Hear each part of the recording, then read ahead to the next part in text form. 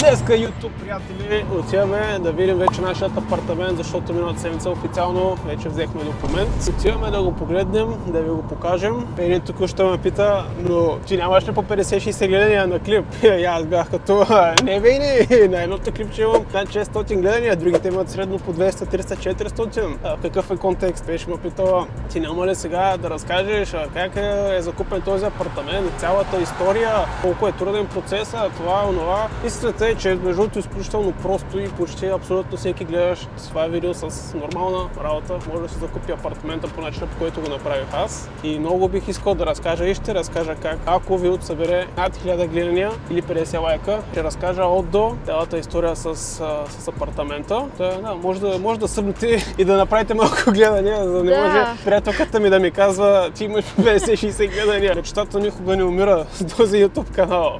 Ако искате да се запазите безплатна консултация с мен, за да обсъдим вашият бъдещ имот или продажба на такъв, може да го направите от формата по-долу. А ако сте клиент влязъл директно от YouTube, имате 20% отстъпка на моите услуги. Моята част от репликите за това видео е да разкажа, че този апартамент трябваше да бъде продаден, но... Препродаден, да се изкарате едни бързи паринки. Но, когато живеехме под наем, имахме нашествие от вредители. Това ни накара да се замислим, че не е много окей да запазим това жилище под наем. Оттам нататък щяхме да евентуално да търсим друго такова да живеем. И тогава се замислих за хубавата тераска, хубавата френските прозорци, които винаги съм искала, между другото. Да си гледат към горичката и го питах. Общо зато тя много искаше да запазим апартамент, аз се съгласих и това е. И сега ще видите и нашата горичка. Тя иска да имаме хамак в гората. Пристигнахме и по принцип сме в този вход там, само че са правили прясно замазка вчера на пода. Ще видим един огледален апартамент тук. Тук отвън ще бъдат паркоместата. Тук ще има топла връзка с подземията и с останалите външни паркоместа там. Горичката, когато оставяхме отвън. Нямаме ключ за вратата, но го намерихме. Влязахме от горния парцел и така. Аз ще прикача визуализация. Не знам дали споменах на самата сграда, докато я показвам отвън.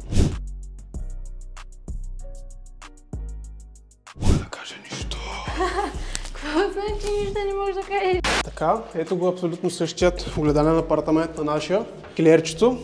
Тук ще имаме перона с сушилня, така сме го правили. То съвсем стандартно килерче всъщност. С една ползваща врата или ще го оставим да бъде отворено, не сме решили. Най-яката част с най-яката гледка, дневната с кухненския бокс. Тук сега няма какво да изпадам в подробности, вече в процеса на ремонта, като го започнем съвсем скоро и ви прекарам през целия процес, ще ви стане ясно така или иначе, но главното кухненския бокс, едно островче от тук, като идеята е по принцип, поне моята, още не сме го съгласували с Вини, да излезе една маса и покрай масата, нали, да си има столове и всичко, едно огромно диванище с секцията за телевизора тук, етажерки по цялата стена, бюрце в този край или в онзи за мен, не за теб, за мен. Горичката с приятно, хубаво, топло югоизточно изложение, за който разбира, за който не, просто е брутално. Една хубава, приятна тераска, тук още не са им монтирали, това не мога да отворя, то нещо кой за какво да го сложат, но не мога да отворя в момента тераската да видите. Една спалня, съвсем нормална, 12 квадрата и половина, 13. На мен често казано ми се иска леглото да е в този край там, от някак си ми е по-уютно да сме към стената, но надали ще се случи така, не е много функционално. Леглото ще бъде тук, двете нощни шкафчета, гардероба. Голям. Да, един огромен гардероб. За малкото тук нещо още ако се събере. Тук, евентуално, ако стане пак място за едно бюрце, телевизор на стената, отново етажерки. И това е. Тук така на терасата. Кажи какво искаш. Да, аз искам една люлка, но не я бъркайте с хамака. Хамака е за там, за дръвчетата, а пък люлката от тук ще се спуска, тя ще бъде кръгла. Тук по-рано забравих да кажа, че това цялото ще бъде с паркче, детска площадка.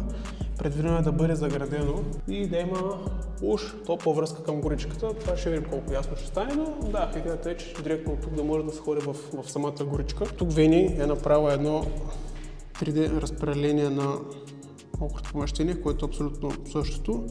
Оградена тоалетна с ограден шкаф с нялника и душ кабинката. Пум!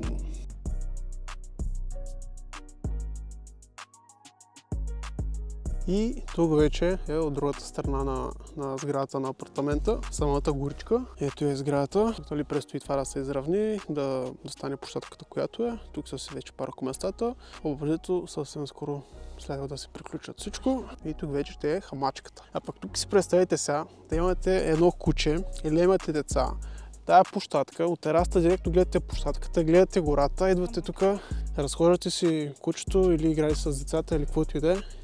Просто брутално. Да, в крайна сметка, ако не става интересно колко е струвал този апартамент, защото вече е придобит, колко ще струва самия ремонт и абсолютно всичко по апартамента, цялата история.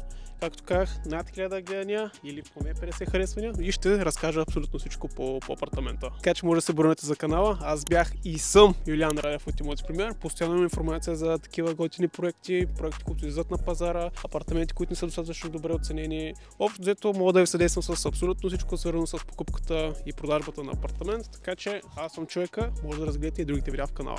Peace!